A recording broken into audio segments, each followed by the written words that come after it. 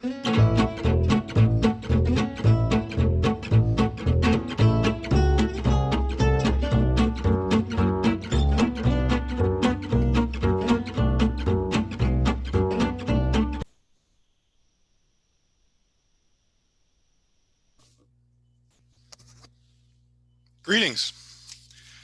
My name is Kari Bradley. I'm the General Manager of Hunger Mountain Cooperative, and it is my pleasure to welcome you to our co-op's annual member meeting for 2020. Thank you very much for being here and for this combination of business meeting and community celebration. We're looking forward to sharing this time with you. I'm letting you know that in a couple of minutes, we're going to kick off with a celebratory toast. So please have your beverage of choice ready to join us. One was included in our snack packs if you were able to get one of those. If you can hear and see me, then you successfully navigated the Zoom login. That's excellent. If you are in need of tech support at any point, please message us through the Zoom chat function. You can find a chat button at the bottom of your screen. Click on that to open a dialog box on the right side where you can type in your message.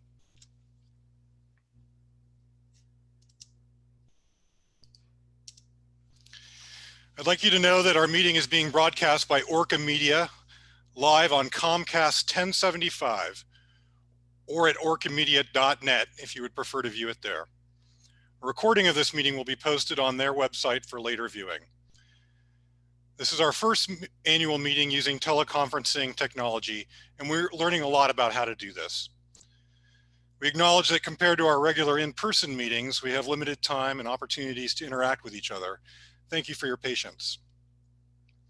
We did host 2 member roundtable discussions in the lead up to this meeting, and we will host another on the evening of November 16th for those who would like more opportunity for questions and discussion.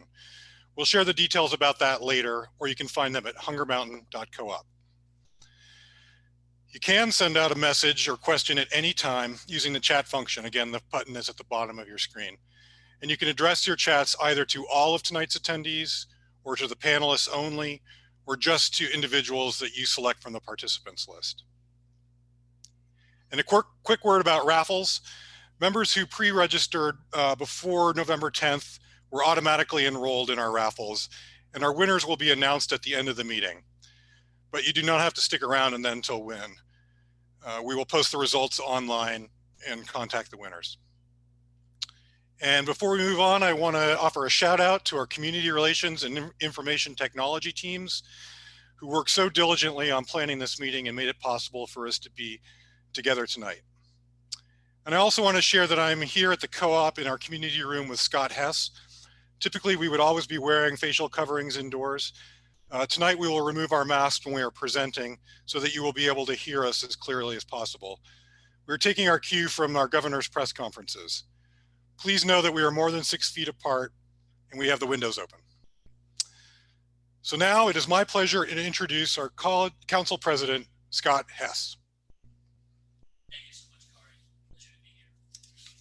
I'd like to ask you all to please join us in a toast. Keep your glasses ready. And I would like to raise a glass to our employees for their supreme dedication to keeping the store. Scott, we can't hear you. I'm just going to pause you for a second. Okay, let me start all over. Great. Now you're good. Thank you. Okay, I was muted. Apologize. Technical difficulty. Thank you so much, Kari. And welcome, everyone. Thank you so much for joining us. And please raise your glass for a toast. And I would like to toast our co-op community. Raise your glass to our employees for their supreme dedication to keeping the store open and us safe. To the members and customers for supporting and shopping at the co-op and abiding by our safety protocols. To the Co-op Council for their insight and leadership. And to the local producers for providing us with healthy products. Thank you all. Cheers. And now we want to hear from you. We're going to run a couple of quick polls to get a better sense of who is with us tonight. You should see the first poll up on your screen right now. Please respond, but wait a few seconds and as the answers come in. So the first one is how many people are attending this event from your login? We're asking this to get a better sense of how many people are actually attending tonight. While we're waiting for the results, Scott, tell us, how many annual meetings of the co-op have you attended? I believe this is probably my 11th meeting, and I have attended every meeting since we moved up to Vermont. Cool. Yeah. How about you, Kari? I think this is number 17 for me. So Wow. changed quite a bit over that time. Okay. All right. Let's see. It was always a highlight, and I always really enjoyed receiving the newsletters while I was not living in Vermont, and just to get a feel, even though not living here. And I think we should just about be getting some results back in. Do we have any results, Ravi? Okay. Yes, we do. Okay. It looks like the vast majority, 74%, there's only one viewing, 22% two, and 3 have 2%, and a little over for 1%. So great. Mainly solo. So thank you so much. That's great. For the next question, what do you most look forward to I think the other one's next, actually. I'm sorry, jumped ahead. We just added this previous question. How long have you been a co-op member, Hunger Mountain co-op member? And if you could just please reply on the screen. How about you, Kari? How long have you been a co-op member? Well, see, I grew up in the area, so I've been coming to the co-op since I was a wee lad. I guess back in the 70s, maybe the early 80s. Mhm. And I remember the original co-op location on the corner of Granite and Berry, and then when it was further down Berry Street, the second location. Mhm. But I never became a member until I moved back to Vermont in 2004 to take this job. So I guess it's been about 16 years. Oh, okay. How about you? Actually been a member since 07, 2 full years before we moved up to Vermont. Kept coming up here on vacation, and just loving the co-op, and actually stacking, getting supplies, and actually bringing them back to New York, and then was just thrilled to shop here on a daily basis since 09. So it's been a delight being involved and shopping, as I know all of our members do. Okay. Kari, should we see if we have some results that come in? We've got a wide range here. Oh, interesting. The leading vote receiver was over 21 years. Wow. And it's just so interesting being at the annual meetings and meeting so many people many people that we know of that actually were here at the very, very start that started the co-op. Great. Thank you, everybody, for participating. And we have another question. What are you most looking forward to when things get back to normal? And what do you most miss about your daily interactions and what's going on in the co-op? So as you can see, which of the following most look forward to post-COVID? So if you could just do that. How about you, Kari? What do you? Well, I mean, pretty much everything on this list is something I miss. I had to pick one. I'll go with the first one. As someone who is here almost every day and eats a lot of the food, I'm really missing that hot and cold food bar, especially some of the specialty dishes that they put out. I miss that for sure. Yeah. You? Yeah, I miss all that, but I really miss the interaction. And I feel like this is kind of a community hall, and where it's almost impossible to come into this as a co-op and not interact with people and see people that you know from Montpelier, East Montpelier, and I love that interaction, and just either it's a quick hello or catch up if you haven't seen anybody in a little while. So I'm really looking forward to and hanging out at the cafe, meeting with someone for breakfast or lunch, and that was always a highlight. Sure. Real central place. Well, one day we'll get back there. Hopefully, absolutely. So let's say we have some new results coming in. Okay. Wow, Kari, it's pretty split here. Yeah, that's really interesting. Yeah, you've certainly got the cold bar and meeting with friends and seeing other people's smiles, relaxed atmosphere. Great. Thank you so much. That gives us some insight and hopefully seeing for you that are viewing right now to see exactly who's signed in so far. And next, we're going to get to hear from some of the council members that are currently serving, and they prepared a brief recorded statement for you. Hi, everybody. I'm Eva Schechtman, and I have been serving on the Co-op Council for the past 2 years.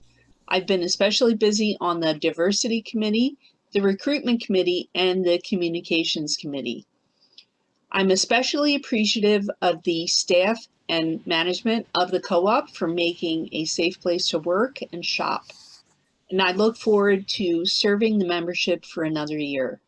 Thank you so much. Hello, my name is Jess Knapp.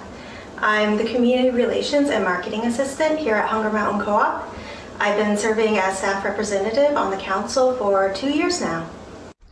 My name is Katie Michaels. Welcome to our first ever virtual annual meeting. I'm the Vice President of the Co-op Council and wanted to take this chance to just give a big thank you to the staff of Hunger Mountain Co-op for keeping our community both well-nourished and safe during this trying time. Hi, my name is Olivia Dunton, and I have served on the Hunger Mountain Co-op Council for 1 year now. Only 90 people, I'm 98 also people a staff member of the co-op.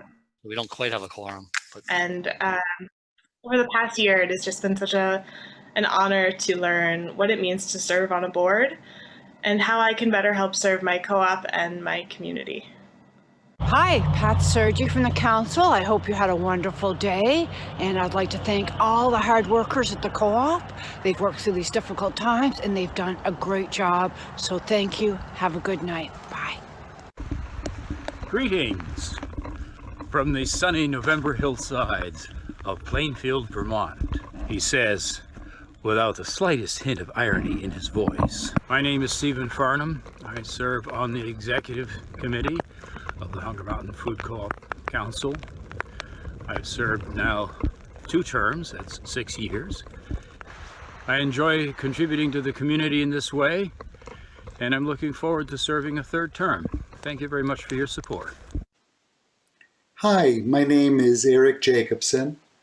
I'm a member of the Hunger Mountain Co-op Council. I've been a member for 3 years, and my areas of interest are ethics, diversity, and fair trade. And this year I was a principal sponsor of a resolution in support of the organization by the name of Migrant Justice.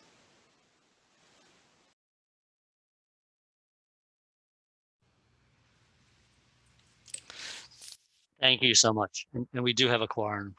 I didn't mute myself. Great. Thank you. We've heard from everyone on the council except for Andrew Sullivan.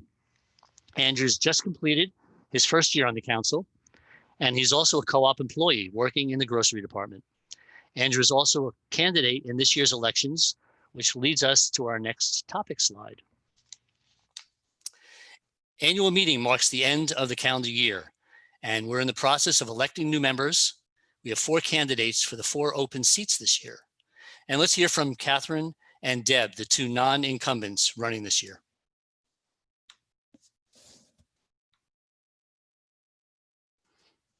Hi, I'm Catherine Lothar. I joined the co-op in 1989. My background includes growing food organically all my life, being in private practice doing psychotherapy, health counseling, and massage therapy, teaching at Goddard for the past 23 years, and teaching courses on climate change. I'm a member of Al Gore's Climate Reality Corps, the Vermont Climate Catalyst Program, and the Sustainable Montpelier Coalition. I am very grateful to be part of the co-op community, and I would like to help the co-op continue to localize its food sources, support our farmers, and reduce carbon emissions. Hi, I'm Deb Robinson, and I love shopping at the co-op. For the food, of course, but also because I know that the money I'm spending is getting recycled into our own economy. Through the paychecks of our employees, through the payments we make to the food producers we use, and through donations that we make to local organizations that share our values. And none of it ends up in the pockets of the super wealthy. For me, being on the council is a way to see that process more clearly, to participate in it, and help and use whatever skills or understandings I have to help us make good decisions going forward.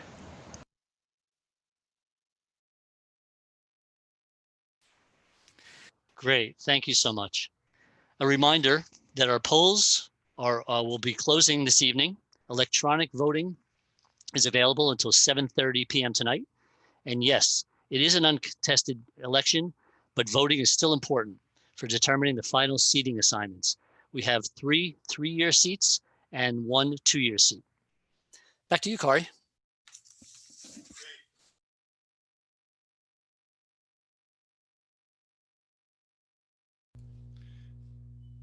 Now I get to introduce our moderator for the evening, Bonnie Hudspeth.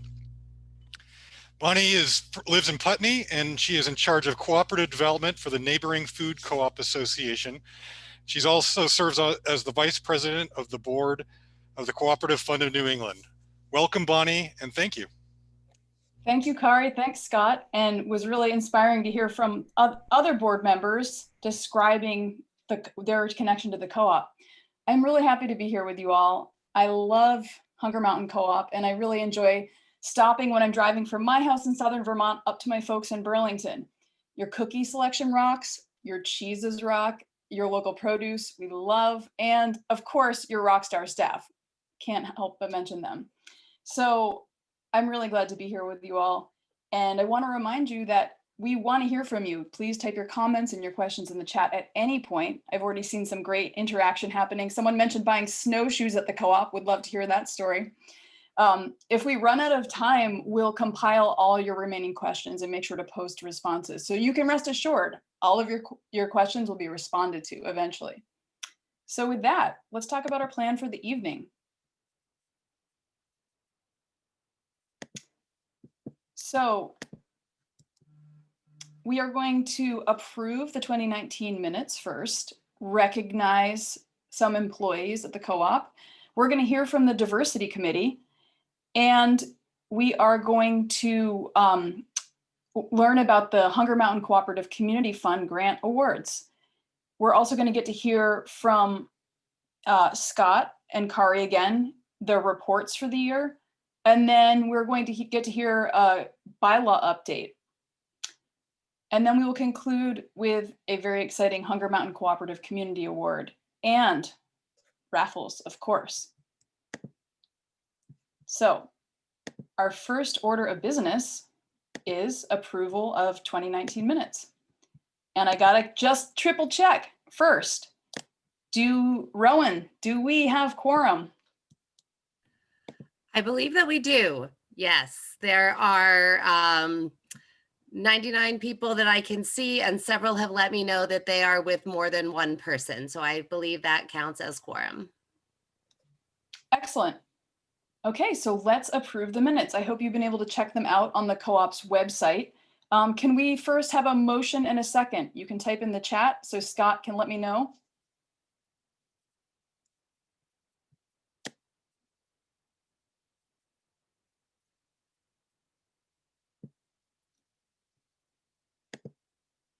Who do we got, Scott?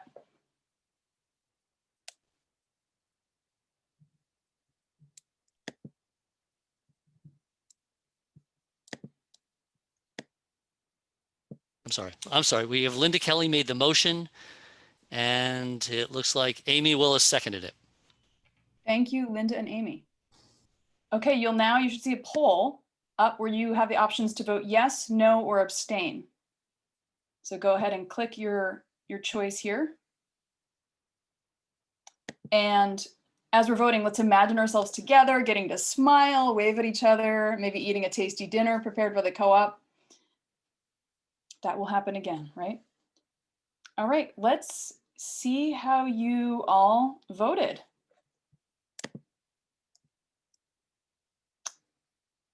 All right, we have 83% voting yes, no one voting no, and abstaining. So I'm excited to announce the 2019 annual meeting minutes of Hunger Mountain Co-op are thus approved. Thanks, everyone. Now we're warmed up, right? We've already practiced our co-op democracy in action. And it's time to now hear from Council Member Olivia Dunton, who will share employee recognitions. Just so you know, she's sharing from inside the busy, vibrant co-op, so you might hear some background noise. Good evening, everyone. I would like to take a moment to say how grateful we are to all of our employees for everything they've done, especially dealing with these unprecedented times and challenges over the last 8 months. Each year, the co-op selects one coworker to receive the Hunger Mountain Co-op Award for Excellent Customer Service in recognition of a person who consistently goes above and beyond in providing service to internal and external customers. This year's winner is Tim Johnson. Tim is a manager on duty, meaning he works with customers, employees, and local vendors, responding to various challenges, making decisions in the moment, lending a hand where a hand is needed, and generally providing helpful and friendly service to everyone. The award comes with a gift certificate to one of Tim's favorite local businesses, Birch Grove Bakery. Congratulations, Tim, and our heartfelt appreciation. We would also like to take a moment to recognize our employees who have been with us for many years. Much of our success as a co-op can be attributed to employees who have devoted large parts of their career to us. Here is a list of those who are celebrating major anniversaries this year. Robert Kerrigan, 35 years, produce manager. Mary Wells, 30 years, finance, bookkeeper. Lana Casey, 20 years, finance and receiving, accounts payable clerk and receiver. Elizabeth Jesdale, 20 years, demo coordinator and gatekeeper. Ellie Wood, 20 years, human resources assistant. Nettie Cadeau, 15 years, front end cashier. Jeffrey Gilbert, 15 years, grocery stocker. Leo Ormiston, 15 years, grocery manager. Jen Pelkowski, 15 years, storekeeper, maintenance assistant.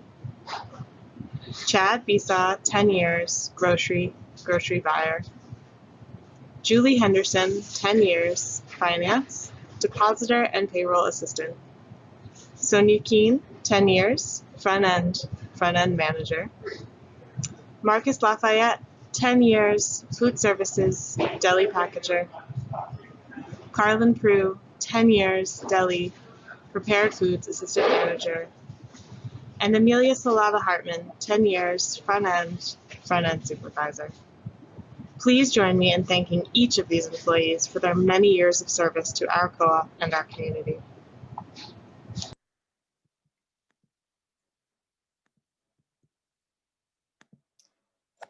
That was wonderful. Thank you. Tim got a lot of love from you all in the comments section. Apparently he's very helpful and remembers people's names. And huge congrats to all employees on these milestones. And, you know, as Olivia was recognizing employees, how your co-op is different came to mind. How, you know, even during these times of crisis, that your co-op is prioritizing retaining jobs, shuffling around to make it happen, caring for staff. And these types of things result in people sticking around for the long haul, as we've just noticed by all these amazing milestones. So that's something to celebrate. Congratulations to all the employees. I'm now going to turn it over to Katie Michaels, Vice President of the Council and Co-Chair of the Diversity Committee, and she will be sharing the Co-op's Diversity Committee report. So take it away, Katie.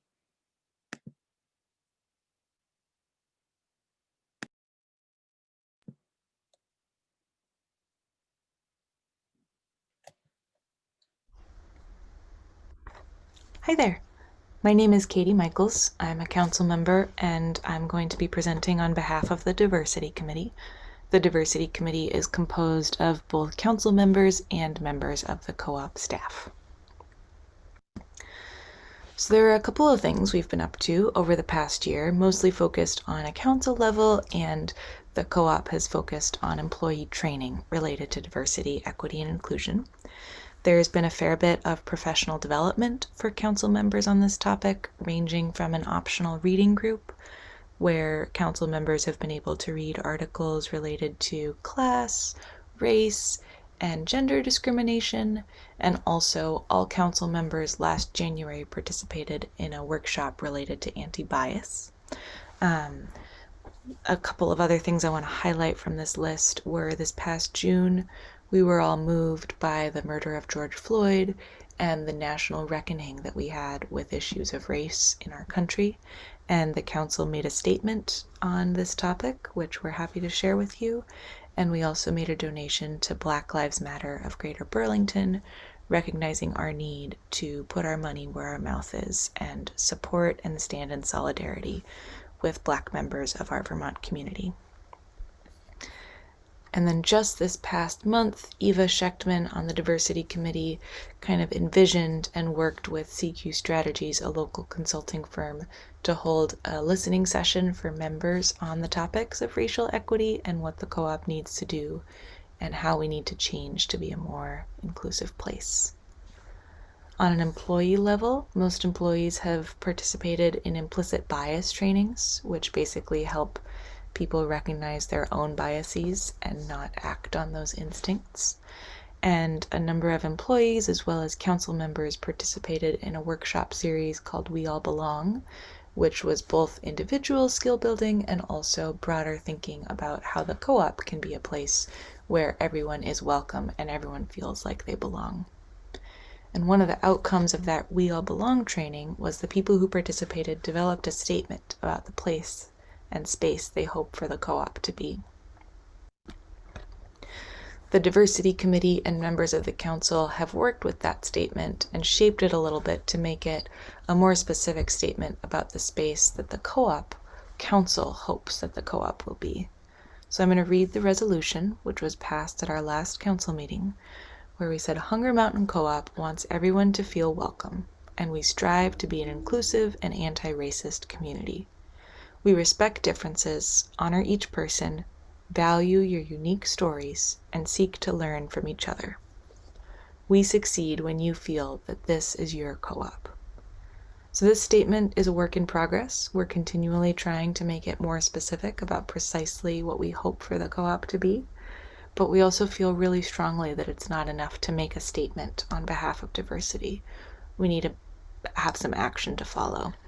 And so one of the things that I feel really excited about for our 2021 work plan is we're hoping to change the language of the resolution and turn it into an ends policy, which Kari, the general manager, and the staff of the co-op would then be responsible for implementing.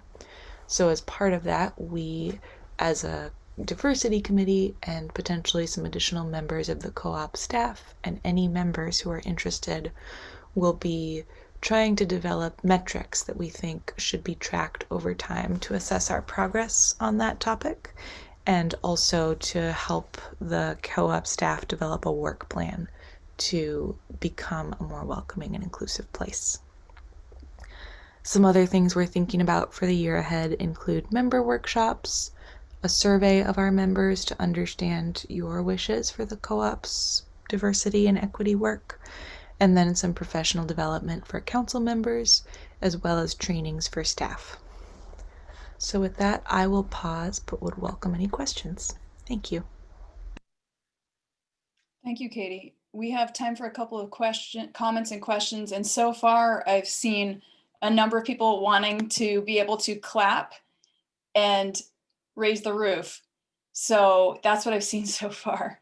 But we're lucky to have Katie here with us live. So please type your questions for Katie into the chat right now.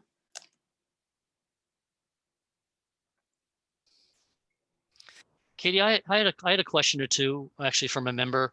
How can a member, you mentioned that members can get involved in the diversity issue. Can you expand upon a little bit about how a member can get involved? Yeah, thanks, Scott. There's a couple of ways. We would love members to join the diversity committee and help the diversity committee think about what our overall work for the co-op is. But as I said, towards the end of the report, specifically, we're going to be doing some pretty in-depth work early on in 2021 to work on developing a work plan and to refine the resolution we passed into an end statement. And we need help. And so if you're interested, I'll type my email and Kari's email into the chat, and you can email us. We have a meeting next week that you're welcome to join, and we can go from there, but would really, really appreciate and welcome member participation. That's great, Katie. Thank you. Someone made Elizabeth made a comment that she hopes that we'll continue to embrace economic diversity as well as other racial, gender, and age differences. Do you want to elaborate on that, Katie? Yeah, Elizabeth, I think the diversity committee totally agrees. And, you know, last year, a lot of our reading was focused on gender and class diversity, just recognizing that that's a lot of the diversity that we see in the Montpelier community. But I think we want to think about diversity on a number of axes, and also to think about the intersections between different types of diversity. But absolutely, I think we are hoping to think about all of those pieces. And that's part of why we are hoping to do a survey. We had plans for an in-person survey, which for obvious reasons were curtailed this spring, but really wanting to listen to the community and hear what the specific types of diversity that we need to pay attention to and respond to are. So thanks a lot for that question and comment.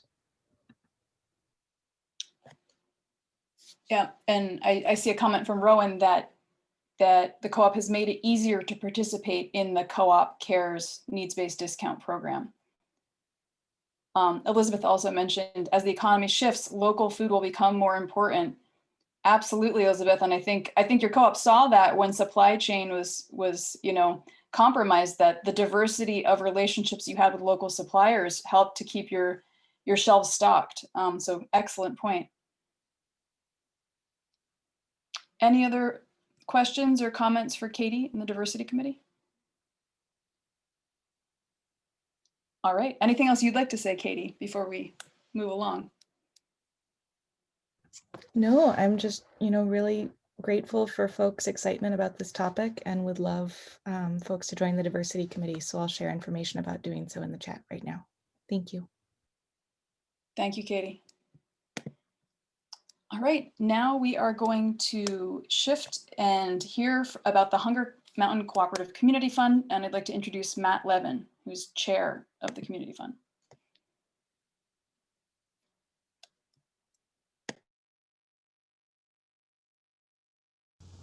Hello, I'm Matt Levin, and I'm honored to be the chair of the Co-op's Community Fund Advisory Committee. The Hunger Mountain Co-op Community Fund was founded in 2005 to offer financial support to organizations, businesses, and initiatives that are aligned with our co-op's mission. Over the past 15 years, we've given out over $58,000 in grants to 52 recipients. These funds have provided critical support to projects that strengthen our community's individuals, local food system, and cooperative commerce. The Community Fund Advisory Committee is made up of member owners, council members, and staff. Our committee makes grant recommendations to the council, who has final approval. Our criteria include alignment with the co-op's mission, anticipated project impact, and the applicant's access to other resources. The fund is supported by donations from members and the co-op's operations. Thank you to those of you who have made a donation to the fund. This year, the council elected to donate uncashed patronage refunds to the fund as well. With these funds, the co-op is able to support projects that we know are making a real difference in our community. We were gratified to receive 16 applications this year, and we are very happy to announce that we are able to award $11,030 in grants to 7 deserving local organizations and businesses. And now, here are the 2020 Community Fund grantees. Bethany United Church of Christ in Montpelier, $1,740 for equipment improvements for the Bethany Bowl program. Community Emergency Relief Volunteers of Northfield, $1,790 for a freezer replacement at the food shelf. Greenfield Highland Beef in Plainfield, $2,500 for installing secure freezers for contactless pickup of meat at their farm. Curly Girl Pops of Montpelier, $2,500 to build a mobile commercial kitchen. The Growing Peace Project of Topsom, $1,000 to help them provide food to those in need. The East Calais Community Trust in Calais, $1,000 to help get the East Calais General Store up and running again, and the Twin Valley Senior Center in Plainfield and East Montpelier $500 to make the services of the Senior Center accessible during COVID. Congratulations to our grantees, and thank you for supporting our Co-op's Community Cooperative Fund.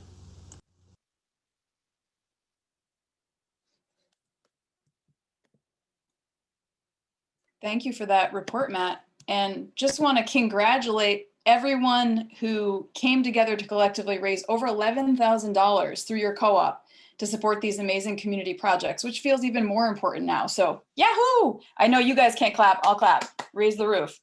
I'm seeing love for Curly Girl Pops. And I see from Denise and Jen from East, the Community Trust, that they're very grateful for the grant as they continue to achieve their goal to reopen the general store and to serve their community and beyond. And congrats. Let's see who else. Thanks for helping serve. They do great work in Northfield. Yay for the grants. Ooh, someone figured out how to clap in the comments. So we're seeing lots of love and excitement, and truly what wonderful projects that you all help to support through the cooperative. You can raise your hands. Stephen says, raise your hands. People are clapping and raising their hands. So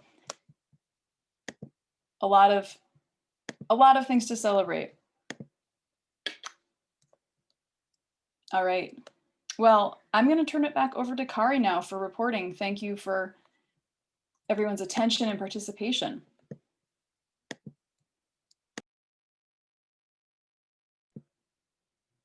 Kari, you're muted still. Thank you, Bonnie, on many levels.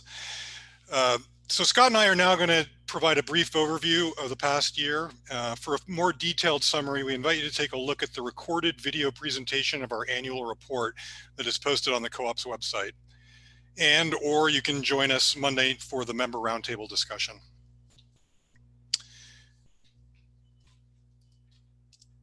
I'm going to start by sharing some of the successes of this past year as I see it. It's just been a remarkable time to operate a cooperative grocery store. First off, in the face of COVID-19, we've been able to maintain, for the most part, a steady supply of food and essential products, despite some shortages, especially of national brands in the spring and summer. This is thanks to our team of dedicated buyers and stockers, and it's also a testament to the robust local food system that we've built up here in Vermont over the past few decades. At the same time, we've maintained employment. Many of our employees changed duties and schedules. Some chose to stop working temporarily for pandemic-related reasons. Some have been able to work remotely.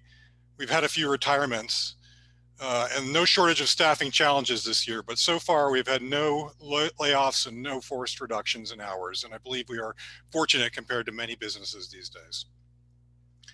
One response as a staff to the pandemic has been to increase communication and share in decision-making.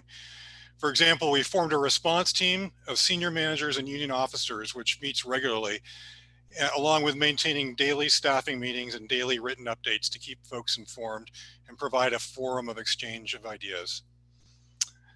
I would like to pause here and again recognize the incredible efforts of our staff. Likely for most of us, this has been the most daunting challenge of our careers, and I'm extremely proud of our work, and I feel privileged to work with such a dedicated and talented team. One of our accomplishments, we launched our curbside pickup program back in April. It was a significant undertaking executed on a very short timeline. I can share a couple of the markers of success. We now have over 5,000 items available, and recently we have been approaching our goal of 5% of store sales from curbside, and there's capacity to provide even more. This, along with other new and altered programs, it's been quite a year, and I want to commend every co-op employee, along with our members and our local vendors, for your dedication and support. Some of the challenges have been and are dealing with: the uncertainty, operating with incomplete information, changing conditions, new regulations and expectations, lots of logistical challenges. It all keeps us on our toes and adapting, knowing at any time a surge in local cases could impact us personally and business-wise through a variety of impacts on supply, demand, or staffing. At the same time, we are always doing our best to consider the interests of shoppers, staff, and vendors, and it can be a delicate balance to meet all needs. I appreciate everyone's patience and flexibility. It's important to recognize that everyone has been dealing with heightened stress, and for many months now. We are very concerned about staff burnout. I urge all of us to approach each other with kindness. With so much going on, we just don't know what each other is experiencing at any one moment. And one of the sources of stress as a staff has been preparing for the upcoming holidays, when we always do see a significant increase in customer traffic. We've been planning since the summer and we are prepared, but still this is our first holiday season during a pandemic. Scott will share some of the details about this in a moment, but now let's shift to a brief financial report. We're going to discuss how we performed in fiscal year 2020, which ended June 30th. Like many grocery stores, we saw an increase in sales, specifically 2.6% more than the prior year, driven by a historic level of sales in March. At the same time, operating expenses were only up 0.6%, as we saw reduced staffing and we pulled back on discretionary spending. These totals do include increased pay and benefits that we agreed to with our employees union in recognition of the increased risk and stress. Net income before taxes and patronage refund came to $569,312, our best year in over a decade. You'll see there is an asterisk here due to the fact that our audited financial statements are not yet complete. The reason for that being that in order to determine this year's patronage refund, we're waiting on action by Congress to determine whether the forgivable portion of the Paycheck Protection Act loan that we received last summer is subject to income tax or not. Regardless of how that resolves, we did a good job of controlling expenses and ended the year with more than $2.7 million in cash. So we're relatively well positioned if we should experience a downturn in sales or other financial hardships. Now I'll turn it over to Scott. Thank you so much, Kari. As you can see in this pie chart slide, we'll first take a look at the big blue area, 63% of that's our sales, and that went back to our suppliers for the cost of the goods sold, and that's a little lower than under normal circumstances. The 28% were the employee compensation. That was in the form of wages, benefits, and this was basically right on budget. The other smaller sliver, the other expenses, that was 6%, and that was cut down considerably, and staff did a great job cutting down on those costs. And that other small sliver of the light blue was our net income, as Kari just mentioned, the 2.2%, which is really good in the grocery industry. And parts of this amount will be used to pay out income taxes and a patronage refund once Congress acts, as Kari just mentioned. I'd like to go through a few words on safe shopping for this holiday season in terms of what the co-op is doing. The co-op has expanded our curbside pickup, as has been mentioned, and I see a lot of comments on how successful it is and how happy you are about it, with pickups between 11 a.m. and 7 p.m. every day. We've also expanded the hours back to normal, 8 a.m. to 8 p.m. to accommodate this extra shopping in this busy season. And we'll continue, though, please remember, we're going to continue to limit the number of customers inside of the store to provide adequate space, and the 9 to 10 a.m. timeframe is still reserved for high-risk shoppers. Staff has reduced the number of freestanding displays on the sales floor to reduce crowding. And of course, hand sanitizer and masks are available for shoppers, and we will continue to sanitize the frequently touched surfaces. And what we can do as shoppers to remain safe. As you all know, the most important steps are what our healthcare experts emphasize. Wear a facial covering, maintain 6-foot distancing to the extent possible, and wash hands often. Additionally, we ask that you give our curbside program a try. It's the single best way to reduce our own risk and save space in the co-op for others. We encourage folks to shop intentionally. Please, if possible, use a list. Stock up now for things you will need during the holidays, and Shop at slower times, early in the day or late in the day on Sundays, Mondays, and Tuesdays are the slowest times. Shop alone if you can. All this and more is summarized in our guide to safe shopping for the holidays, which is posted on the Co-op website. So thank you so much for your support. And together we are keeping our community and ourselves safe. Kari, back to you. So finally, I want to speak to an initiative to help address hunger here in Central Vermont. The University of Vermont is reporting that nearly 1 in 4 Vermonters experienced food insecurity this past summer, and that children and people of color are amongst the most susceptible groups. The Vermont Food Bank has nearly doubled its distribution this year, and it's not enough. On top of all the other challenges right now, too many of our neighbors are dealing with life without enough food. So from now through the end of December, the Co-op is organizing our Neighbors Helping Neighbors Food and Fund Drive, with all donations going to the Vermont Food Bank and our Central Vermont food pantries.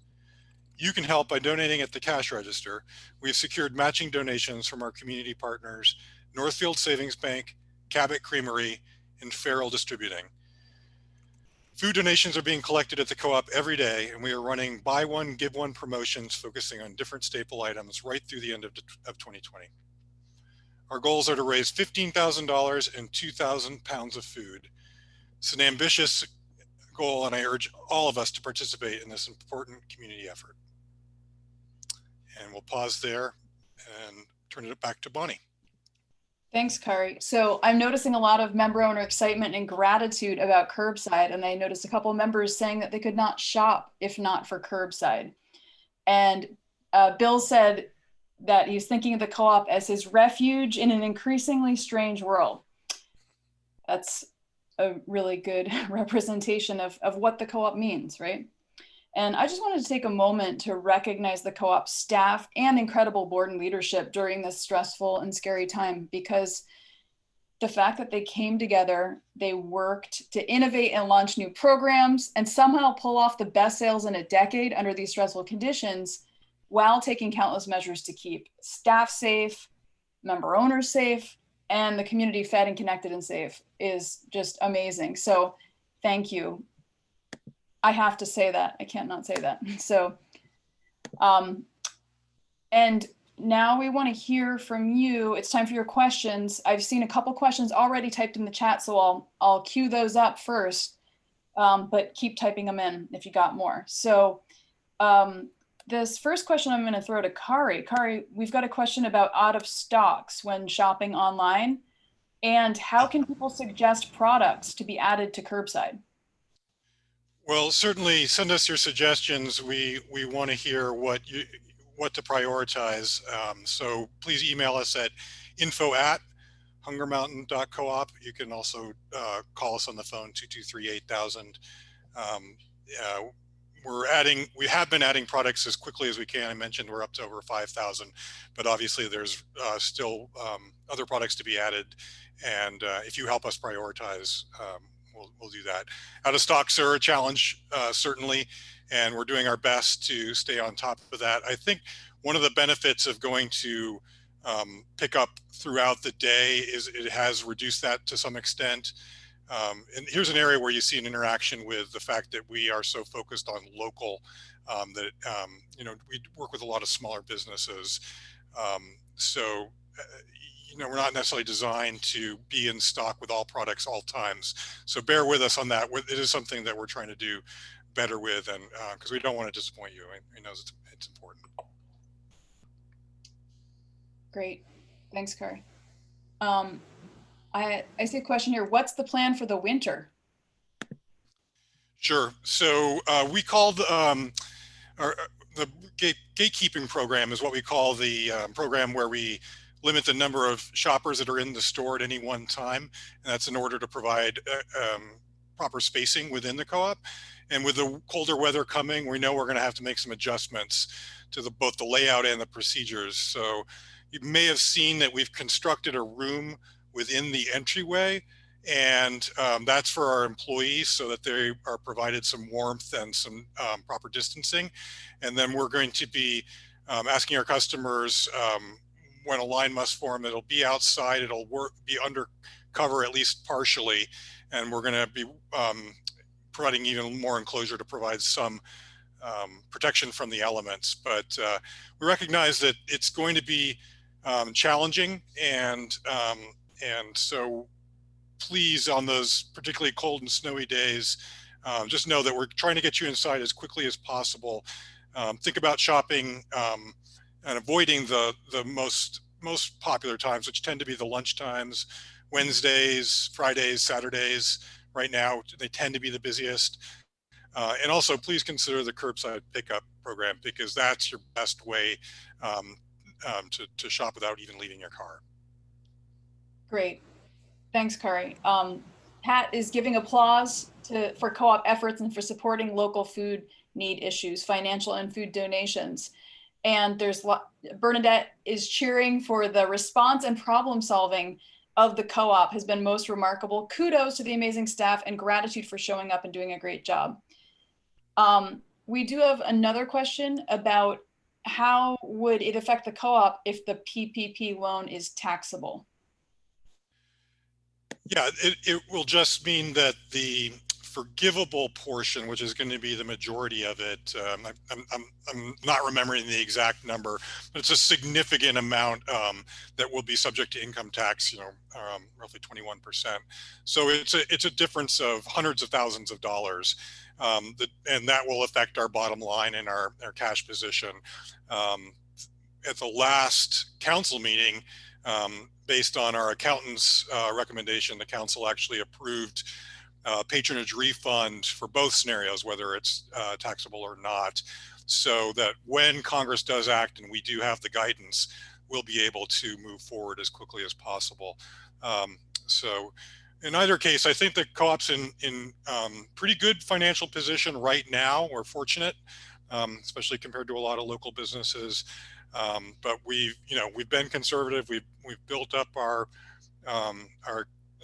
reserves for a reason, and that's just recognizing that it could be tough times ahead.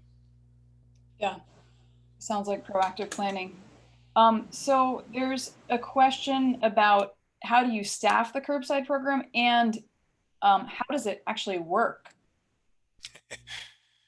Yeah, that's a good question. So right now, the staffing is primarily provided by our front end department, which is our cashiers. And they've really been doing a great job. So the way it works is that, we're using obviously an online platform. It's connected to our point of sale software, that technology. So that really integrates nicely with our inventory database. And we are able to, basically see your orders.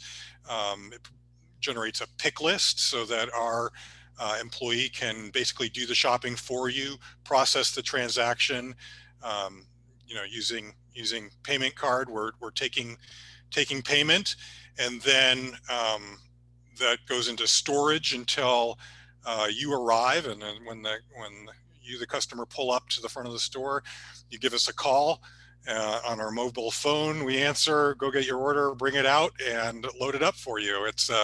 There's a number of steps. Seems to be working reasonably well, I should say. Hats off to the team, because it's a lot of work, as you can imagine. We're doing between 20 and 40 something orders a day, and those range from, I don't know, maybe $40 or $50 up to $600-700. So it's a lot, and to juggle all that while maintaining normal operations, many appreciations to the team. Absolutely, lots of shuffling and juggling. And that's one of the most frequent comments that and thank yous that I've gotten from members and friends, that they're just so ecstatic, as we're seeing in the chats. It's just been a remarkable job, and the council can't thank the staff enough for their heroic and for the tremendous effort in this. We get updates on a regular basis, and we're just so appreciative. Yeah, thanks, Scott. And Jess just posted the curbside link in the chat. So if anyone wants to click on it and explore it, it's right there for you to check out. And so we have a question from Billy about, as we're adapting to climate change and try to decrease our own impacts, can we begin to look at our buying policy and transportation issues around shipping from afar that impact the climate? Slowly decreasing national brands in favor of local, increasing local available options. Yep, I think that's a good point. Certainly this co-op, like many co-ops, but especially I would say this co-op, because we're so blessed with having such a strong local food system.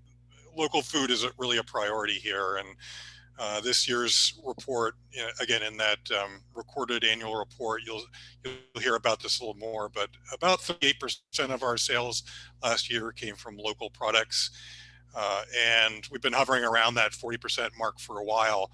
And I think that, you know, there's a balance. We're always striving to do more, but we're also recognizing there are some benefits to some of the national brands too, especially when it comes to price.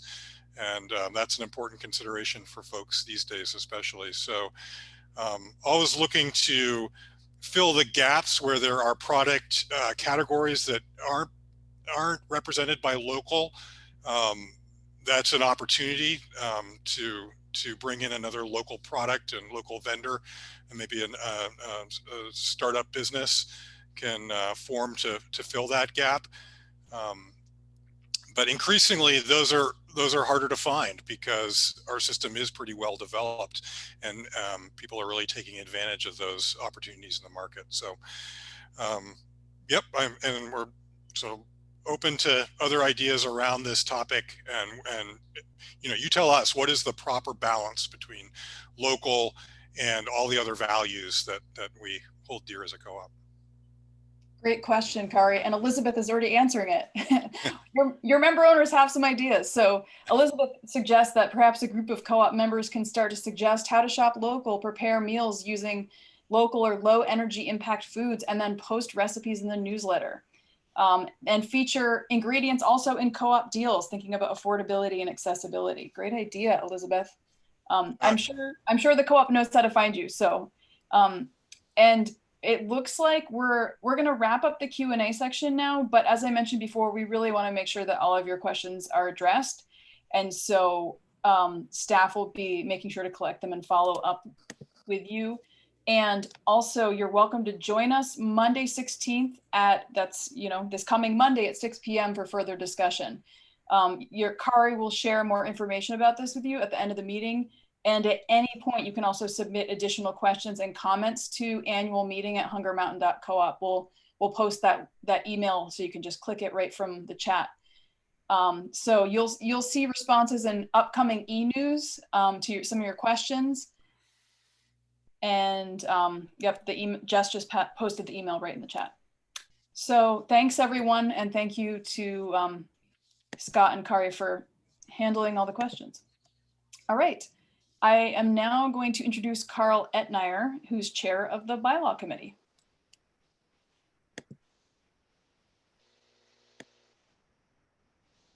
Hey folks, the person introducing this segment probably will have already told you this, but I'm Carl Etnier. I am chair of the bylaws committee, and I thank you for this opportunity to tell you a little bit about the process that we've been working on for amending the bylaws and related co-op housekeeping. The committee had hoped to bring proposed amendments to you at a special meeting earlier this past spring. Unfortunately, for reasons we know all too well, meetings of every kind were canceled this spring, and we don't know when we'll be getting back together for in-person meetings. Meanwhile, the problems remain that got us together. Our current bylaws, they're still poorly organized. They're still full of typos and difficult to understand sentences. Every time we went to look up something in the bylaws, we were just struck by how dreadfully they're written. So I'm here to tell you what our thoughts are about moving forward on these proposals. First, a little background, what's happened so far. A committee of co-op members, including 2 council members, has worked on a massive overhaul of the co-op's bylaws since early 2019. We built on proposed bylaw amendments crafted since 2014, and we dug in a lot deeper than that previous work. Many of you have been involved in the discussions with our committee. We've circulated drafts of our work to members. We've held public meetings to discuss those drafts. Some of you have also visited the regular committee meetings. They've been open to the public. or you've read our minutes, which are posted at the co-op's website. Through all this work over more than a year and a half, we created bylaws that the co-op can be proud of, and we think it'll make it easier to govern the co-op. We really look forward to presenting them to members for a vote. So what we want to do going forward, and based on what happens at this meeting, we'll find out how well we as a co-op can have reasonable discussions with online technology. We're hoping to bring the bylaws to you for approval in late winter or spring of next year, 2021. We'll be doing that in an online forum. After this annual meeting, the committee will get back together and assess how feasible this really seems. If we do decide, okay, we want to go ahead with this, we'll tell the council that, and if they're okay with it too, we'll have a significant information campaign starting in January to make sure that when the time comes, you're prepared to make informed decisions. Well, that's it very briefly from the Bylaws Committee. I'd like to thank the committee members for all their hard work month after month to put together these improved bylaws.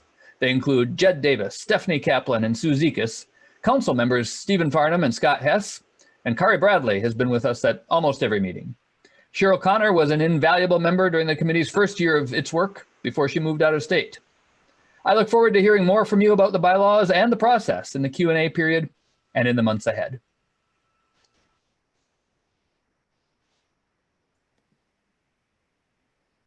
All right. Well, thank you, Carl. And what questions? Anyone have questions?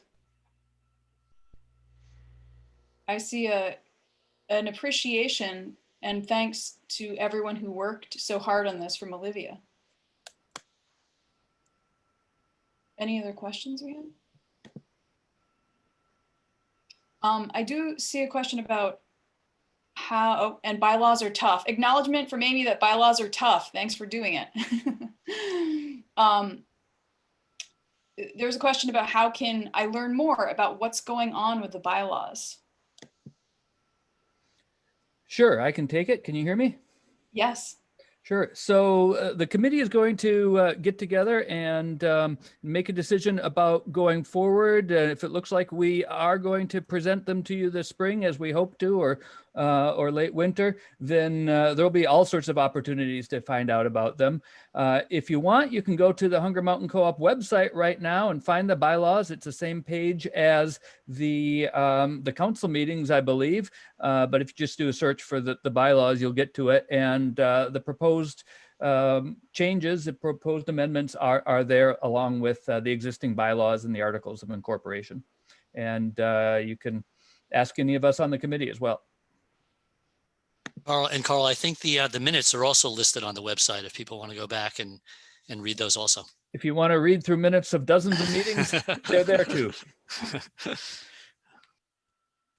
Sounds like you can learn maybe more than you want to know about what the board's been up to.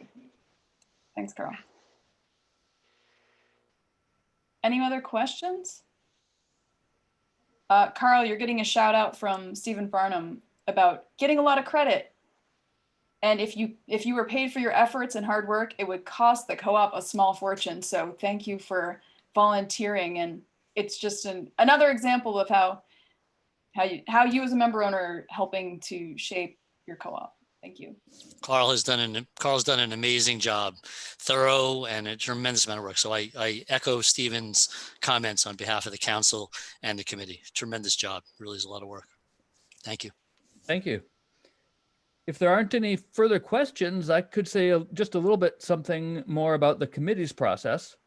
Sure, go for it. Yeah, I think it's interesting that 3 of the now 6 members on the committee, since one of them moved out of state, 3 of us have a history of opposing bylaw amendments from the council, and I was one of them. We weren't motivated by knee-jerk opposition. We just thought that these previous proposed amendments were not improvements. And we rolled up our sleeves and worked with so many others to develop these bylaw proposals that are clearer, and we hope they will open the door for more participation by members.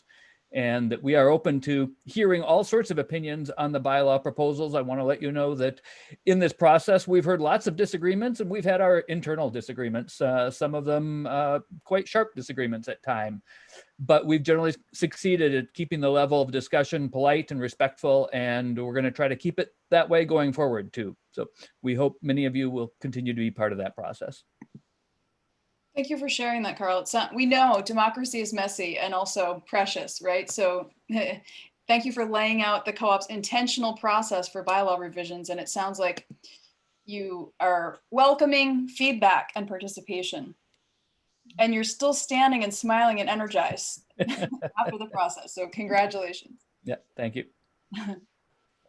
All right, I don't see any more questions, but you know how to get in touch, right? You can contact the co-op, and there's a number of ways to get involved.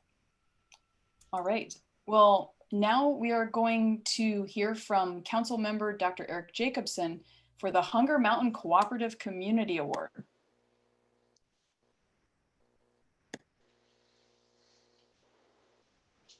Hi, my name is Eric Jacobson. Helen and Jules Rabin, the winners of the 2020 Hunger Mountain Community Award, single-handedly changed the character and the flavor of bread making and bread in Vermont. When they began baking bread in their self-built wood-fired oven in 1977 in a shed behind their home, bread in Vermont was mostly of the manufactured variety, produced with low-cost ingredients in industrial facilities located far and wide, none of it with sourdough or whole grains. A crust of sourdough would have only been obtainable at the fanciest of European-style bakeries in the big cities if not for Helen and Jules Rabin of Upland Bakers of Marshfield. It all began during a visit that Jules and Helen made to Les Archets, a commune in southern France in 1971. Like in many villages and small communities across rural Europe, a stone-baked oven formed the center of communal life and the locus of mutual aid. There simply wasn't such a place to bake bread in Vermont. Returning home, Jules and Helen began work on the oven. They lugged flat field stones from the banks of the Onion River, burning out the engine of their Volkswagen bus just hauling stones to the oven site. They thought that they would bake their own bread and invite their neighbors to do the same, a communal oven that would bring neighbors together. As one writer noted, the oven would be part of Jules and Helen's vague and larger communitarian dream. According to Jules, the population of Marshfield was just too sparse to make practical use of a community oven. But without his vision of community and the 1970s French experience marked by the phrase, "be realistic, demand the impossible," Helen and Jules surely would not have been ready to make a go of baking for the community when Jules was laid off from his teaching position at Goddard College in 1977.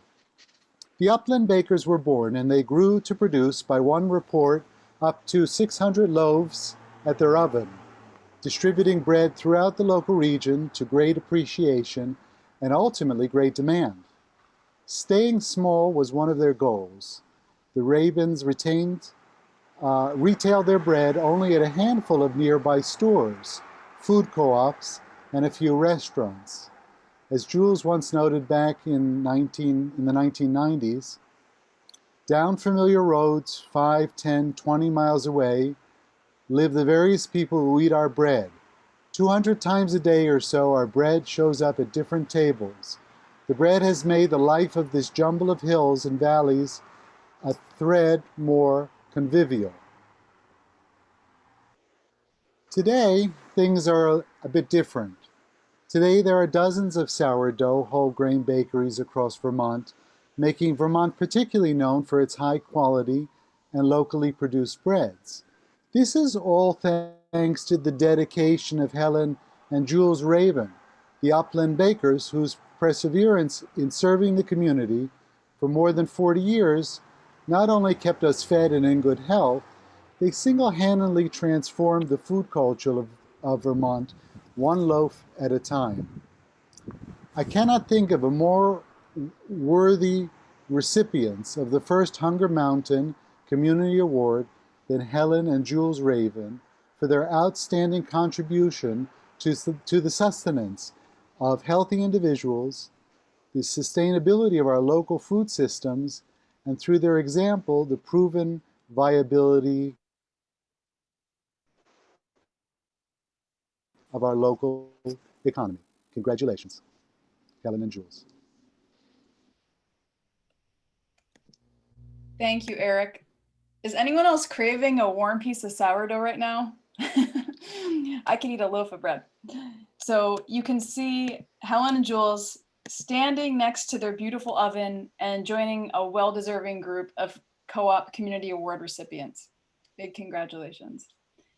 So now we get to hear from Nessa Raven, daughter of Helen and Jules, and also a longtime Co-op employee. And Nessa's going to read us a statement prepared by her parents.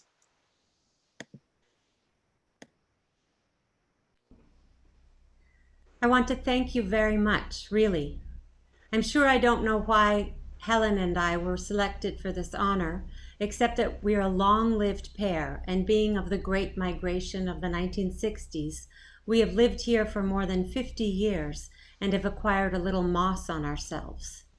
First, that was in a cottage we rented from Walter Smith, the foremost farmer of the area and a very special Vermonter. And then in a house we built for ourselves with the very prominent help of a couple of new carpenters, recent migrants to Vermont like ourselves. No, that's backwards. It was the carpenters who built the house, with ourselves assisting and taking greater charge as we learned the skills. In the course of time and because of changes in our lives, the shrinking down of Goddard College where I had been hired to teach anthropology, we became the Upland Bakers. We fell in with the new mystique of bread, good bread, preferably sourdough bread and baked in a wood-fired oven. We had encountered that combination in France, the bread and the oven, and it had held an attractive place in our minds. We built that ultimate oven ourselves with no previous masonry experience. Helen studied a few books to guide us, and masonry novices though we were, we did it. Built ourselves a serviceable oven over a long summer with field stone gathered from the stone dumps. Why sure, help yourselves, at the back of ends of Walter Smith's fields. We didn't maraud any stone walls in all that effort. The stone and brick oven we made, with Helen, our mason-in-chief, was sort of preposterous, but it worked surprisingly well and served us for the 20 years that we baked bread for the area, supplying a small scatter of stores and food co-ops. We were, I believe, early factors in the bread revolution, which is now well established in this part of Vermont and elsewhere.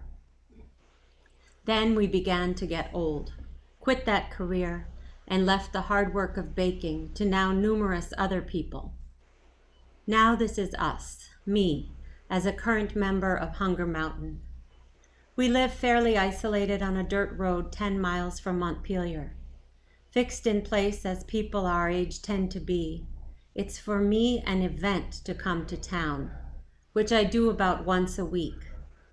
The co-op is one of our regular stops when we go to town, and moseying around in it for our purchases, and once in a while for lunch with a friend, I feel a little as though I had arrived at something akin to a village green, with acquaintances appearing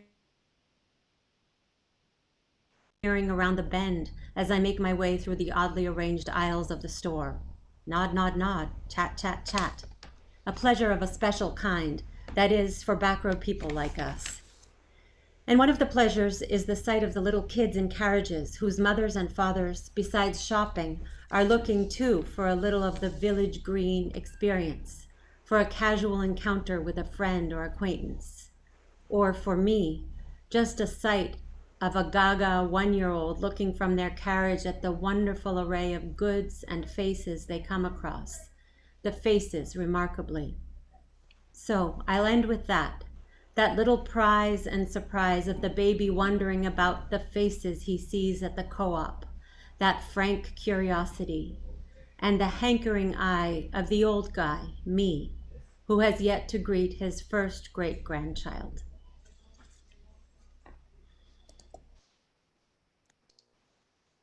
Thank you. And once again, that was Nessa, daughter to the beautiful award recipients. That was very touching. And what a beautiful description of their story and how they called forth the co-op as their village green. I imagine a lot of us can relate to that feeling. And this award comes with a beautiful apple crafted by Matt C. Schultz. Kari's holding it up now, so that will be given to the award recipients. And along with a $200 gift card to the co-op for the next time they come to shop. I see Elizabeth shared amazing bread makers, one of the original local bread makers, well deserved. And Paul shared, with all the wonderful bread makers we have today, I still long for a loaf of Jules and Helen's rye bread. I remembered the days in the old co-op, the second Berry Street store. Jules came on Tuesdays and Fridays, and we weren't allowed to purchase more than 2 loaves. Thank you, Helen and Jules. Jennifer shared that she's needing a hanky right now. Such a moving award.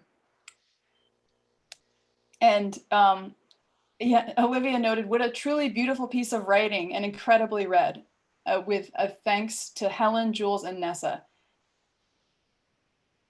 And Eric Jacobson noted, what a delightful reception speech. Thank you to Helen and Jules for all the years of wonderful service to the community. And Nora, everyone's chiming in. Thank you, Helen and Jules, for everything and your continuing inspiring words, read so beautifully by Nessa. It does seem like a good time. You know, it's the evening. We could gather on the fire and I could listen to Jules. Jules' words all night. Maybe we could have, or Kari, you could organize some winter readings to keep us comforted and connected. Fireside chat. Fireside chats, that sounds great. So congratulations, Helen and Jules, and for your many contributions to the co-op community. And it looks like people are excited about winter readings with Jules. And I just want to say 3 cheers for all of you, the member owners who are the heart of your co-op, right? So thank you. And now I'm going to turn it over to Kari one last time to bring us to the wrap up and closing our evening together. Thank you all. Great, thanks, Bonnie. So now we're going to move into our closing section, and I want to start by recognizing our outgoing council members. Pat Seargy, who has served for the past 3 years, including on our recruitment committee as secretary and as treasurer this past year. Also Jess Knapp, who has been the staff representative to council for the past 2 years, bringing employee perspectives to the council conversation. We have gifts for both of you, and many thanks for your service. We also want to thank Julia Goldstein, who served on the council last year until the summer when she needed to resign. Thank you, Julia. And I want to recognize Katie Michaels and Scott Hess, who will be stepping down at the end of December. Our president and vice president this past year both served on multiple committees and have done so much for the co-op. Our sincere appreciation. And a personal thank you to Scott, who has served on the council for the past 10 years. Through many ups and downs, Scott has always reliably stepped up to help with whatever was needed. Many, many thanks to for everything, my friend. In anticipation of the vacancies created by Scott and Katie's departure, the council is planning to appoint 2 members to serve until next year's election. An appointment application is available at our website and will be due December 3rd. The council will interview applicants and make selections in early December. I hope you will consider applying and let us know if you have any questions. Remember, we have a member roundtable discussion this Monday at 6 p.m. This will be an opportunity to further discuss the topics we covered tonight or any others. And you can join us using the GoToMeeting platform. There's a login link on our website. You can also email us at annualmeeting@hungermountain.coop. Again, we will respond to your questions and we'll compile all the questions and comments in an upcoming edition of the Member e-newsletter. And a reminder that Monday is our deadline to order turkeys and pies for Thanksgiving. online ordering is easy. The pickup will be available the 4 days prior to Thanksgiving in the parking lot next door to the co-op. We're going to keep it outside this year. And please consider also placing a curbside pickup order for Thanksgiving. This will be a separate order from your turkey, but you can combine the actual pickup for the safest and most convenient way to shop. You'll be able to get all or most of what you need without even leaving your car. Finally, a heads up that we'll be closed on Thanksgiving and the day following. So that's the 26th and the 27th, in order to give our staff a well-deserved break. Thank you very much for your support. Wishing you and your loved ones a safe and joyful holiday season. Back to you, Scott. Thank you so much, Kari. Thank you for those kind words. We have many people to thank. Matt Schultz created the award and that the Ravens received, and the Pizzazz pottery crafted for Pat, the beautiful ceramic plate for her council service. On your screen, you'll see a list of the vendors who donated raffle prizes and the treats in our snack packs. Also, thanks to Liv Dunton and Muffin Spencer for coordinating the food donations. Also, thank you to Orca Media for broadcasting and recording tonight's meeting. Thank you again to Northfield Savings Bank, Cabot Creamery, and Farrell Distributing for generous donations to our Neighbors Helping Neighbors food and fund drive. Many thanks to Bonnie for moderating, and thank you to our other presenters, Liv, Katie, Matt, Carl, Eric, and Nessa. We also need to thank the employees who put so many hours and planning and preparing for this event. Stephanie Canonen, Rowan Sherwood, Jess Knapp, Ravi Nielsen, Charles Brule.